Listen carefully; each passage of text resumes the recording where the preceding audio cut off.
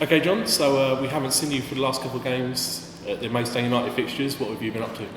I think we've got to a stage now where our scouting system's in place. We're finding recommendations, we're finding players that are being pushed our way from our scouts. And it's getting the time to be able to see them and make decisions. We're in a situation now, with the greatest respect, where we've got to make decisions on next season. We have lots of players who are out of contract that, even if we wanted, can choose to leave. But we obviously have our own short list of what we'd like to be here next year, and we have to also be looking at players that we want to bring in. Over the course of a season, if you like, once a season starts, you get underway, your scouts are out there, they're looking, and you gradually, over the course of a year, formulate the type of person you're looking for, and sometimes you get them, sometimes you have to wait till the end of the season or the transfer window and all of that stuff. But I think that we're in a situation that we have to look at as many of the people that our scouts are recommending as possible. I've done that on the last couple of games. I'll be at Wrexham on Saturday to have a look at us, and I think that it's important that we follow up. We're very lucky.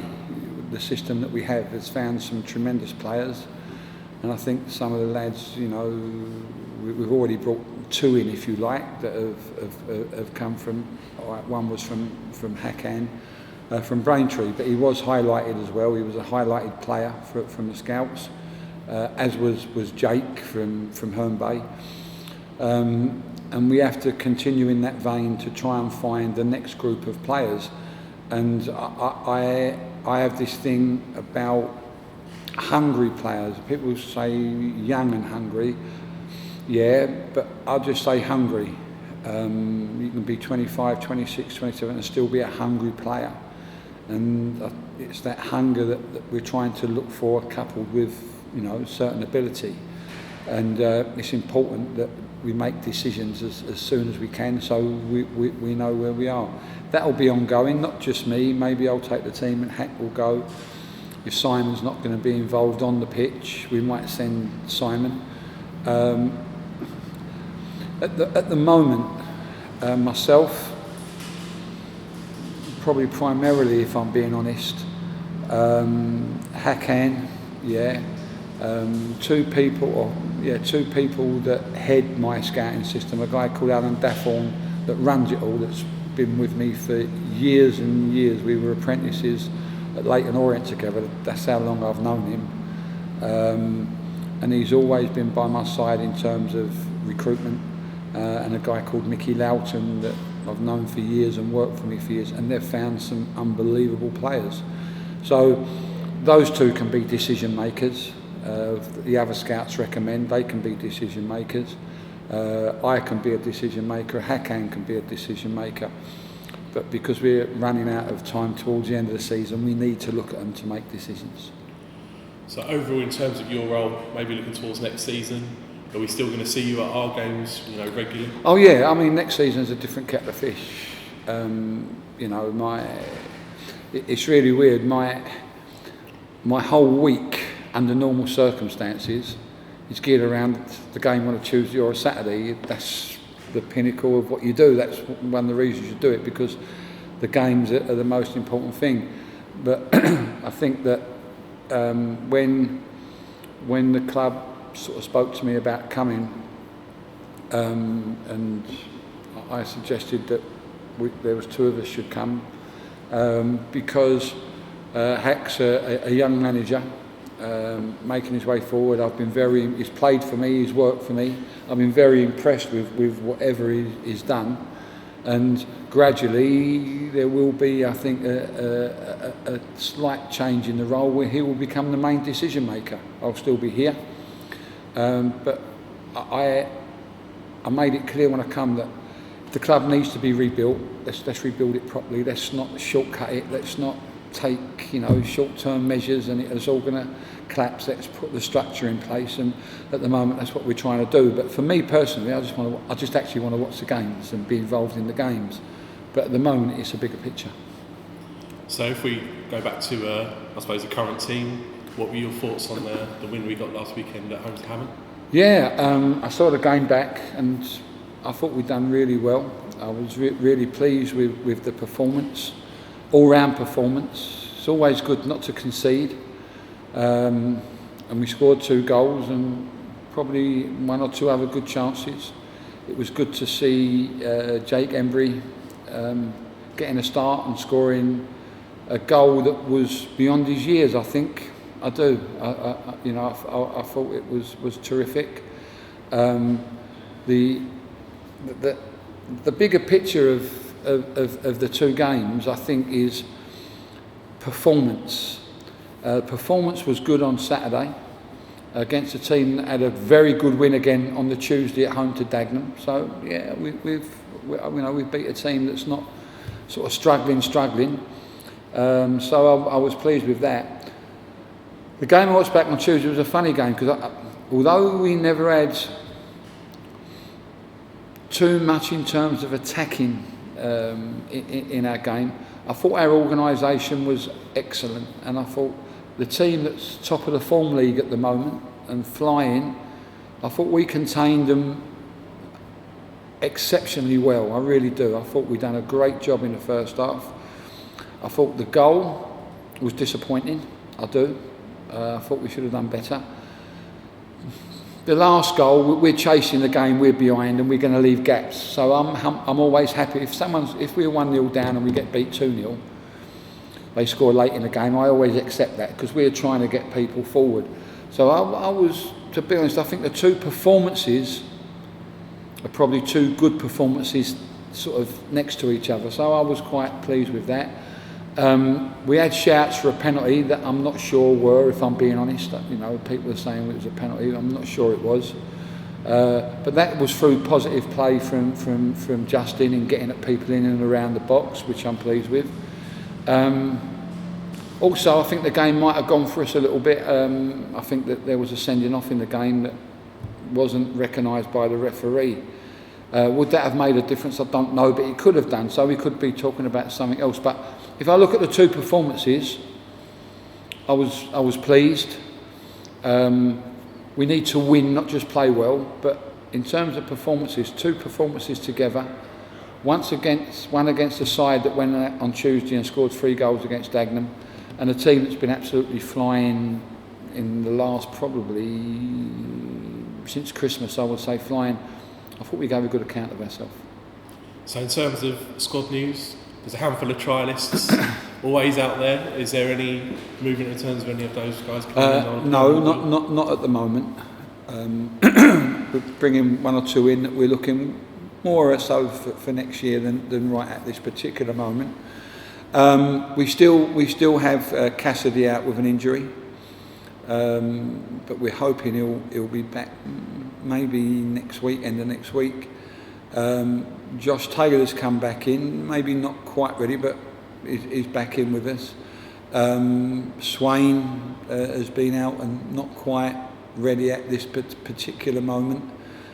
Richards not quite ready at this moment. McClellan not quite ready at this moment. One of the things that I think you always find with all that's it's part of the game, but is an annoying part of the game, is that you can prepare yourself for a game, which we did here last Saturday, and have a good result. But you've got to make 2 or 3 changes to the team when the next game comes around because of injuries, and we've found that a little bit of a problem to work with the same group for 2, 3, 4 games, where you can get much more into them. Because sometimes, unfortunately, making a change means changing someone out of a position when your squad isn't particularly strong in terms of numbers, not in terms of quality. So that is a bit difficult, but it's part and parcel, and it's something that you have to get on with, but it's a disappointing part. And just a word on Jack Paxton, who's not been involved in the last couple of games. Yeah. Excuse me. We brought him into the game in the cup game away to Stockport, and I think he played here against Stockport. The away game, yeah, was okay. The home game here, he done okay, but in my opinion, he hasn't. Since I've been here, I haven't seen enough to make me think that we need to pursue this. His contract is up at the end of the season. He could, if we wanted him, he could choose to go. And I just feel that with bringing, he wants to play in that wider position. I just feel with Blair and now Blair and Justin, I just feel that that's something that we should stay with. And with that in mind, you know, in the talk, we've placed him on the transfer list. I think last week or the beginning of this week, as yet we haven't had any inquiries. So he's still with us, he's on the transfer list, and you know, I think that he's just got to get out there every day training, and just like we all do in anything that we do, because I'm sort of in charge of the team, it doesn't mean to say that everything's black and white. He may show a bit more in training and we go, okay, come on then, let's go again, or he may not, or he may do, and we may go, okay, let's look on beyond this year again, and he may go, no, I think it's time for me to leave. But no one knows that. No one knows them answers, and don't even know the questions sometimes. But what I do know is at this particular moment, I just feel that possibly it is time for him to move on. And in terms of, I suppose, the other players whose contracts are running out, are you beginning to now look at who we're going to retain and who would be released? I know exactly, if I'm honest, who I would like to be here for next year, and who I feel it's time to move on.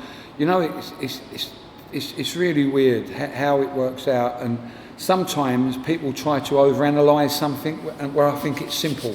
I do. This game isn't about individuals, it's about team. And sometimes, like, I like apples, yeah, I like steak, I like fish, I like chicken, I like Brussels sprouts. But I can't have them all on the same dish, because it don't work. And football's no different. It's about the right people you've got to make a team. It's like I always say, it's like putting a jigsaw together. And the bit of the face of the jigsaw you do in a big woman's face, everyone looks at that, but they don't see the bit at the end. You haven't found the bit at the end, and it's not complete till you get the bit at the end. And it's finding combinations. It's not about finding good players or, you know, not bad players. It's about finding the right players. That if you've got two wingers that love to get up there and cross the ball and hang balls up to the back post, and you've got a 5'8" centre forward, the combinations ain't right. So you have to look at what you've got to work with, look what you need to complement those people, and find the right people to complement those people. If you can't find that person, you might have to take some of the people you have got that are good but not the quite right, move them on and find people that are right to complete your jigsaw. And you know, it's all very well signing good players, but they've got to fit into and I'm not using this necessarily as an example, but I'm just showing how it does work. Alexis Sanchez was absolutely amazing at Arsenal. I'm not an Arsenal supporter, but I see enough Arsenal games. My pal's Arsenal supporter, and I used to go up, I used to love watching him. For whatever reason, he can't get it quite right at Manchester United. He's not the only one. There's loads of players that change clubs for millions of pounds sometimes, but they're not the right players. It just doesn't work for them.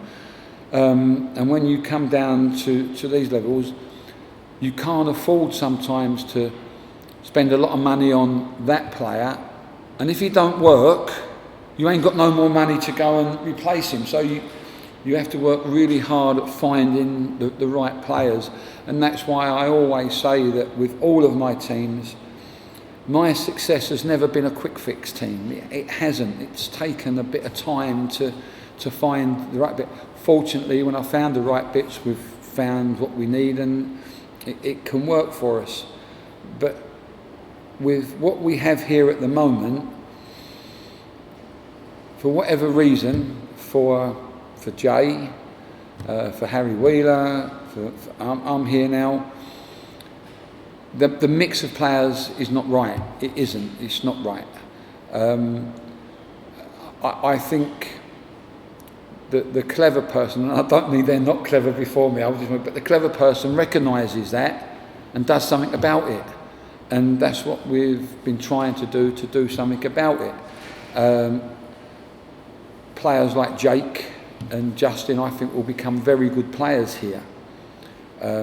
We need a couple of maybe 3 or 4 established players as well, but we need hungry. We need hungry. That as soon as they walk out onto that pitch, their attitude is, over my dead body. None of us are perfect. I'm a manager. I've been a manager all my life. I've been lucky. I've enjoyed unbelievable success. But do I make mistakes? I make loads. I make loads of mistakes. But I learn from my mistakes and I try not to make the same mistake again. It isn't perfect and nothing's perfect. But you have to try as hard as you can without any fear or favour, without being influenced by outside influences in what you think is the right thing to do to make the right football team and make it successful. And I always use an analogy of saying, I want to win, and at the moment, if I could find 2 or 3 wins on the trot here, it would be fantastic. And so I'm not saying I don't want that. But always I say, long-term, short-term success can be false economy. Live now, pay later. Well, I don't want to pay later, I want to be successful. And I always find when you find a successful team, you can grow it. You can't grow something that hasn't got a success. If you put a seed in a thing and it's not growing, it's not growing, it's not growing, it's not growing, you can't keep trying to grow it. But I want to put something in that I can grow and grow and grow and grow. And when I do decide that it's time, I want to look back and be proud of what we've built here. I've been proud of most of the teams that I've worked for, their teams and their success. I've been really proud. And although I have to say, I'm not a Maidstone United supporter. I was an ex-manager, and because of that, I've got a lot of affinity to the club. But whatever job I have, I want to walk away, when I do walk away, and be proud of what I've done there, and proud of the players it's producing, and proud of where it's going. And I'm not going to sort of put that at risk for a short-term bit of, win 2 or 3 games on the trot. I do want to win 2 or 3 games on the trot, let me say that. But I want to make this top-class football club. I really do, and I'm committed to doing it. And the people that I bring to work with me, and the scouting system, and Hakan, and anyone that's involved with here, I'm on top of it. I don't let, seriously, anyone on or off the pitch get away with anything that can influence what we're trying to do. I don't care how good the players are. If they're not for me and not working hard enough or not doing something, I'm not going to play them. And it can be hard at first, but years ago they used to call it tough love. You've got to look after your children and teach them properly. Don't always give them sweets, they want sweets. Don't always give them that when they want that. Don't give them what they need, not what they want. And I want to give these players what they need, not necessarily what they want, to make it all better for all of us, not just for the team, but for the supporters. Because when these players are gone, supporters will still be coming. Supporters are the lifeblood of any football club. And I'll come round and train, I saw everyone around the ground working, doing the bins, clearing the stadium, working in the offices. They're affected by what we do. Well, I want to make them proud of what I'm doing. And believe it or not, I don't let anything stand in my way of what's right. Do I always get it right? No, I don't. Do I sometimes have to look at myself? Yes, I do. But I tell you what, nothing ever stops my determination, nothing ever stops my focus, and nothing ever stops my will to find the right way of doing it for the right club. This is the right club, and we all have to work our socks off to find the right way to make this into a successful long-term football club.